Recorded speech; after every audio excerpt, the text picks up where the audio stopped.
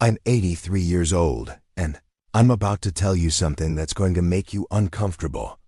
Everything you believe about getting older, about success, about how life is supposed to work, is wrong. And the worst part? The people who should have warned you, your parents, your teachers, society itself, either don't know the truth themselves, or they simply never told you. So I spent the first 55 years of my life completely convinced I had it figured out. I had the career, the house, the reputation, the respect of people I admired.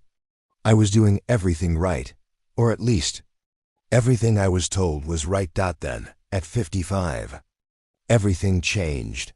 I was sitting in a board meeting, talking about numbers that felt incredibly important at the time, when the room started spinning. My chest tightened. And then, nothing. I woke up in a hospital bed, tubes in my arms, machines beeping, and my wife sitting in the corner of the room, crying quietly. Thinking I couldn't see her, the doctor came in, looked at his clipboard, and said, "You're a lucky man." Lucky, I had just stared death directly in the face, and he called it luck. But lying there, with nothing to do and nowhere to be for the first time in decades, I started thinking. Really thinking. And what I realized terrified me more than the heart attack itself. I had been sleepwalking through my own life, not living it, performing it, checking boxes, meeting expectations, moving from one milestone to the next, without ever asking whether any of it actually mattered to me. And the question that haunted me in that hospital bed was this: if I had died today, what would I have left behind that truly meant something? A house, a retirement account, a LinkedIn profile full of achievements that nobody would think about 6 months after my funeral. That was the moment everything shifted. Let me tell you the lie you are probably telling yourself right now. I have time. I'll get to that later. Once things settle down, I'll start really living. I know you're saying it because I said it for 55 years. I see people in their 20s, 30s, even 50s, all repeating the same script. When I get the promotion, then I'll relax. When I pay off the debt, then I'll travel. When the kids are older, then I'll focus on myself.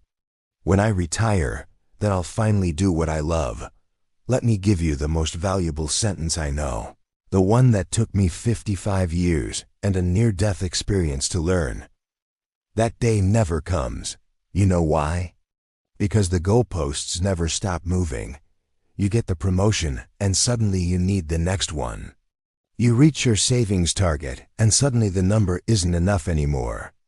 You're always one achievement away from finally being satisfied. And before you understand what's happening, you're 80 years old, sitting in a quiet house, wondering where the decades went. I climbed for 30 years, worked harder than almost anyone I knew, sacrificed weekends, evenings, vacations, moments with my children. And when I finally reached the top, I discovered the ladder had been leaning against the wrong wall the entire time. You can't climb back down and start over. Time doesn't give refunds. Here's something no one tells ambitious young people. Success is a terrible goal. I say this as someone who achieved nearly everything he set out to achieve. Made partner. Built something real. Had the corner office, the recognition, the life that looked impressive from the outside. And you know what it felt like? For about 2 days, extraordinary. Then ordinary. Then not enough. That's the trap no one warns you about. Achievement gives you a temporary high and then drops you back to baseline, hungry for the next thing. It's a cycle that never ends unless you choose to step off.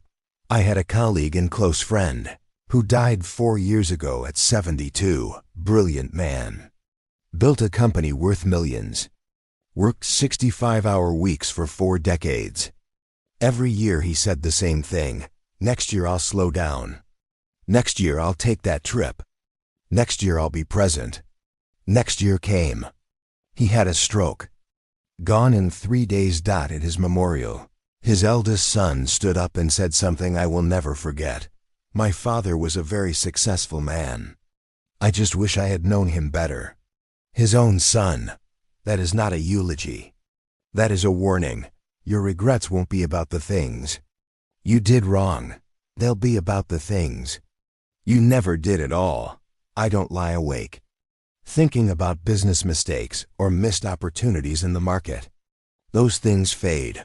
What keeps me up at night are the quiet things. The 3 weeks in Italy I kept postponing because work was too busy. My relationship with my younger brother that I let quietly fall apart because I was always too tired to make the effort. The novel I outlined in a notebook 20 years ago and never opened again. The evenings I missed with my children, not because something important happened at work, but because I had convinced myself that being busy was the same thing as being productive. These are the things that stay with you, not the deals. Not the deadlines, not the moments you let slip through your hands while telling yourself you'd catch the next ones. And here is what breaks my heart most when I think about it. The people you love are not going to be here forever. Your parents, if they are still with you, are getting older every single day. Your closest friends, your siblings, the people whose voices you know better than your own. One day, without any announcement, there will be a last conversation. A last dinner. A last ordinary Tuesday, together, and you won't know it was the last one until it's already gone. My father died suddenly when I was 49, heart attack. No warning. We had a complicated relationship, the kind where you always assume there's more time to work things out. My biggest regret is not a dramatic fight or a terrible moment. It's the Sunday phone calls I didn't make, the dinners I was too exhausted to drive to, the small, ordinary moments I treated as optional. None of it was optional. All of it was irreplaceable. After I left that hospital, I made a decision. I stepped back from work, stopped saying yes to things that drained me, started saying yes to things I had been postponing for decades, and these last 28 years have taught me more about what it means to be alive than the previous 55. Combined, what I've learned is almost embarrassingly simple. Time with the people you love. Work that feels meaningful, not impressive meaningful. Experiences over possessions. Being fully present in ordinary moments instead of always planning for future ones. I know how that sounds. When I was your age, I would have nodded politely and gone straight back to my to-do list. But I'm telling you, from the other side of a very long life, this is it. This is actually it. I'm not telling you to quit your job or abandon your ambitions. I'm telling you not to sacrifice what genuinely matters for things that ultimately don't. I want you to ask yourself something right now. And I want you to answer it honestly, not the way you wish the answer were true. If you died tomorrow, would you be satisfied with the life you've lived so far? Not would people be impressed at your funeral. Not did you achieve enough by someone else's standard, just would you be satisfied? If the answer is no, I have one more question. What exactly are you waiting for? What are you doing with your days that is so important you're willing to bet your one irreplaceable life on it? I am 83 years old. I wake up every morning knowing I'm living on borrowed time. But honestly, we all are. Most people just haven't accepted it yet. I have grandchildren. 4 of them. And when I watch them, I see the same patterns I recognize from my own younger years. The anxiety, the pressure, the constant feeling of not being enough yet, the belief that real life starts after this next thing. I try to tell them what I've learned. Sometimes they listen for a moment. Then life sweeps them back up again. That's why I'm making this video. Because maybe if enough people hear this, said plainly, without any agenda, someone will actually let it land. Someone will make a different choice. Someone will avoid spending 50 years learning what I had to learn the hard way. You are getting closer to the end of your life. Not to be morbid, just honest. Every single day, that's the direction we're all Moving. So are the people you love, which means the question isn't whether time is running out. Question is what you're going to do with what's left. If I could sit down with myself at 30, here is exactly what I would say. Stop spending energy trying to impress people whose opinions won't matter to you in 10 years. Stop trading your health for achievements that won't comfort you when you're old. Stop postponing joy until some future version of your life that may never arrive. Stop waiting for permission from your bank account, your calendar, your circumstances to live the way you actually want to live. Start calling your parents more. Not when you have something to say, just to hear their voice. Start taking the trips. Not someday. Book them now. Go. Start doing the things that genuinely scare you. Because fear is usually pointing directly at what matters most. Start saying no to obligations that hollow you out. Start saying yes to the experiences that make you feel alive. And most importantly, start now, not after this project. Not when the kids are grown. Not when you have more money, more time, more certainty. Now. Because I promise you, the perfect moment is never coming. Life will always be complicated and messy and full of reasons to wait. But if you keep waiting, you will one day realize you waited your entire life away. I'm 83, if I'm very lucky. Maybe another 8 or 10 years. Probably less, and I'm at peace with that. Because these last 28 years, the years after I finally woke up, have been the richest of my life.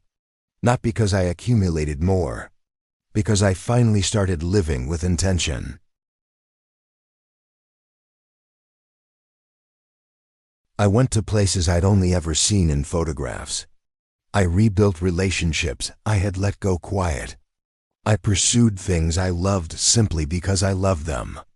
I forgave people I had held grudges against for years. I said, I love you, far more than I ever did when I was busy being important. At 83, with less time ahead of me than behind me. I am genuinely happier than I was at 35 when I had everything the world told me I should want.